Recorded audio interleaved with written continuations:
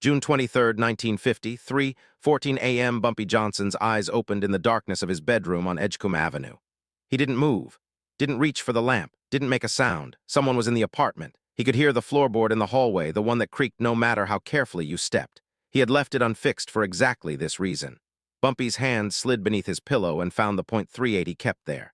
His breathing stayed slow, measured, controlled. 45 years old, and he had survived too many nights like this to panic now. The bedroom door opened.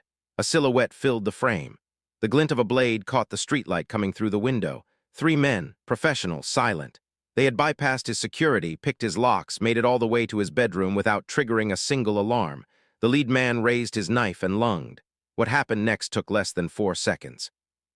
But those 4 seconds would be talked about in Harlem for the next 50 years. When it was over, Bumpy Johnson stood in his pajamas, breathing calmly, surrounded by 3 men who would never walk again. He looked down at the leader, the man who had come to kill him in his sleep, and said 5 words that became legend. "I've been expecting you, Vincent."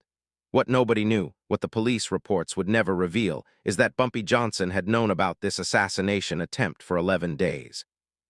And he had let them come. If you're not subscribed yet, hit that button now.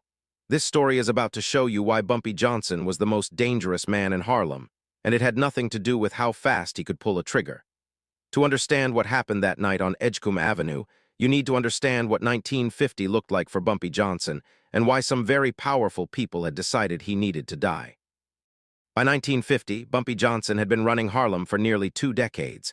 He had survived the wars with Dutch Schultz. He had negotiated peace with Lucky Luciano. He had built an organization that controlled the numbers racket, protected local businesses, and kept outside forces from exploiting the community. But the world was changing. The old mob bosses who had respected territorial boundaries were dying off or going to prison. A new generation was rising, men who saw Harlem not as Bumpy's kingdom, but as unclaimed territory waiting to be taken.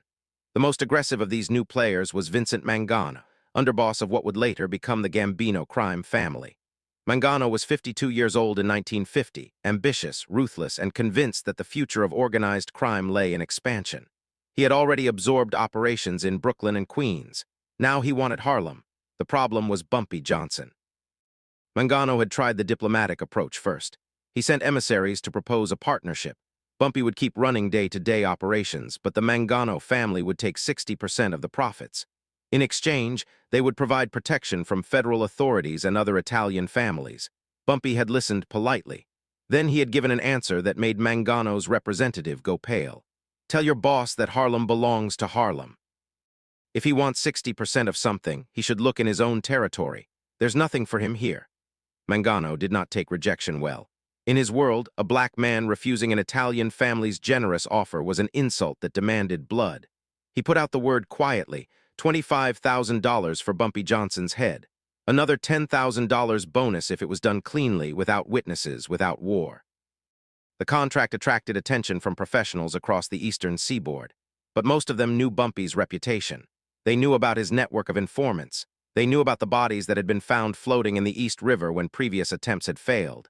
The money was good, but not good enough to die for. Then Vincent Caruso stepped forward. Caruso was not his real name. Nobody knew his real name. He was a ghost who had built his reputation in Chicago, Cleveland, and Detroit. 12 confirmed kills, all of them clean, all of them untraceable. He specialized in targets who thought they were untouchable. Caruso arrived in New York on June 10, 1950. He spent 2 days studying Bumpy's movements, his security, his habits. He identified the weak points. He assembled a team of 2 trusted associates, and he developed a plan that on paper was flawless. June 12, 1950.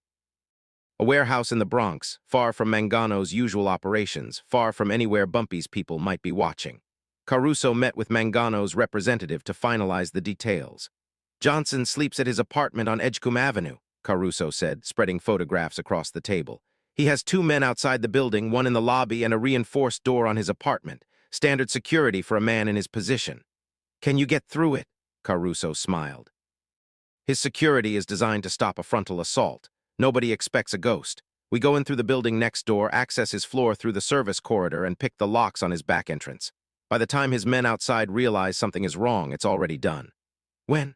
"June 23rd. He has a meeting that evening that runs late. He'll be tired. His guard will be down. We move at 3 a.m., Mangano's representative nodded. The money will be ready when you bring proof. What neither Caruso nor Mangano knew was that the warehouse they were meeting in was owned by a holding company that traced back, through 7 layers of shell corporations, to a man named Illinois Gordon. And Illinois Gordon worked for Bumpy Johnson. Bumpy had known about the contract on his life since June 8th, 2 days before Caruso even arrived in New York. His network had picked up the whispers. Mangano was making moves, money was being offered, professionals were being recruited. By the time Caruso walked into that warehouse, Bumpy had a man watching from across the street with a camera. By the time Caruso left, Bumpy had photographs of every person involved in the meeting. But Bumpy didn't move. He didn't increase his security. He didn't change his routine. He didn't warn his men outside the building that something was coming. Instead, he did something that would have seemed like madness to anyone who didn't understand how Bumpy Johnson thought. He made it easier for them to get in. On June 15th, Bumpy had the lock on his back entrance replaced with an older model, one that an experienced lockpick could defeat in under a minute.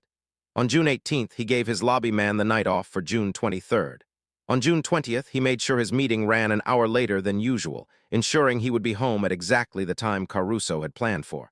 Bumpy was setting a trap, but not the kind of trap that killed.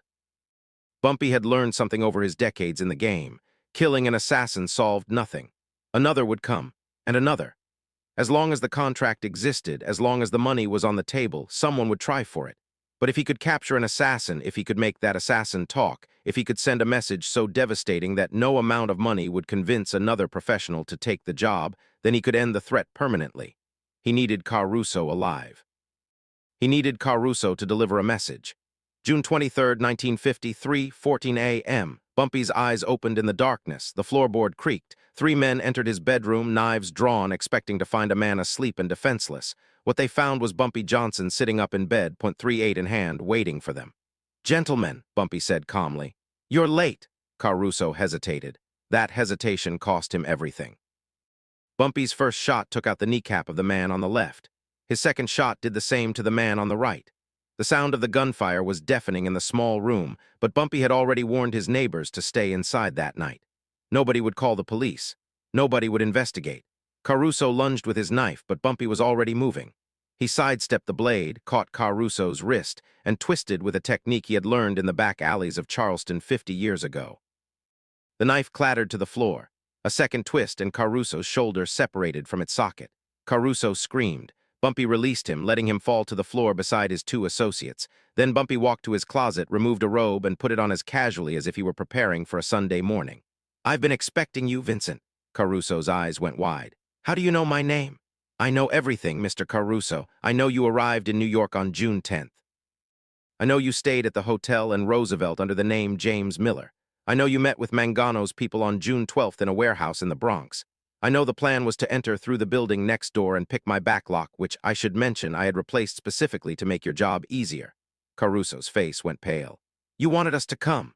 I needed to have a conversation with you, Mr. Caruso, and you seemed reluctant to accept my invitation through normal channels." Bumpy pulled a chair from the corner and sat down, facing the 3 wounded men with the calm demeanor of a man conducting a business meeting. "Here is what is going to happen. My men are going to take you and your associates to a doctor who will treat your injuries. You will recover. You will be able to walk again eventually. And then you are going to return to Vincent Mangano with a message." "What message?" Bumpy leaned forward. "You are going to tell him what happened here tonight. You are going to tell him that I knew about his contract before his representative left the first meeting. You are going to tell him that I let you into my home because I wanted you here. And you are going to tell him that the next person he sends will not receive medical attention." Caruso stared at Bumpy, seeing something in the older man's eyes that made the pain in his shoulder seem insignificant. "One more thing," Bumpy said. "You are going to tell every professional in your network what happened to you. You are going to tell them that there is no amount of money worth taking a contract on Bumpy Johnson. And you are going to tell them that I have photographs of every person who was in that warehouse on June 12th. If anything happens to me, those photographs go to the FBI, to every newspaper in New York, and to the families of every victim your associates have ever claimed. You're letting me live to spread the word." Bumpy smiled.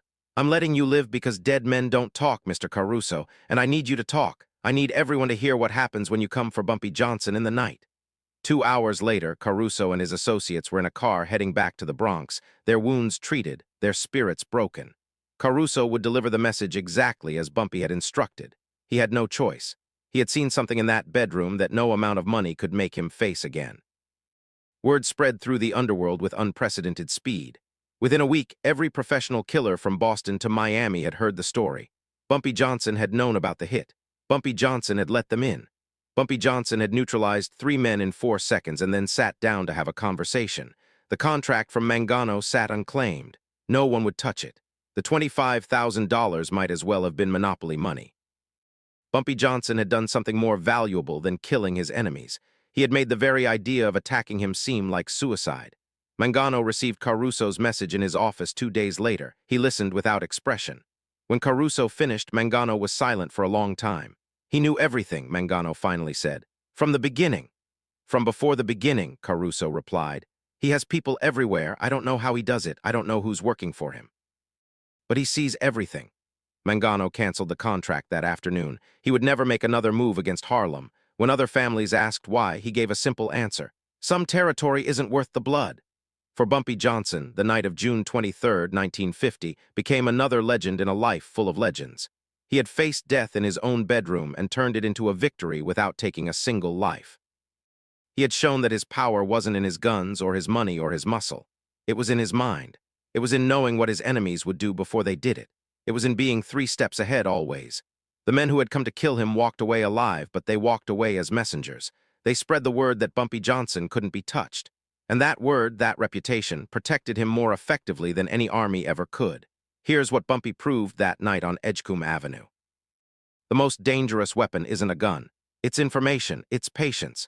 It's the willingness to let your enemy think they're winning right up until the moment you reveal that you've already won. Caruso came to kill a sleeping man. He found a general who had anticipated every move, prepared every counter, and chosen mercy as the most devastating form of victory.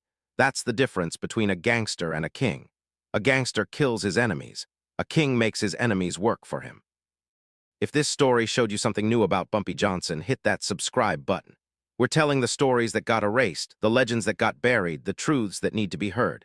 Next week, we're revealing the secret meeting between Bumpy Johnson and Frank Costello that redrew the map of organized crime in America. You're not going to want to miss that. Drop a comment and tell me, could you have let those men into your home knowing they were coming to kill you? Would you have had the discipline to wait? Remember, in Harlem, respect wasn't given. It was earned. And Bumpy Johnson earned his by being the smartest man in every room he ever entered.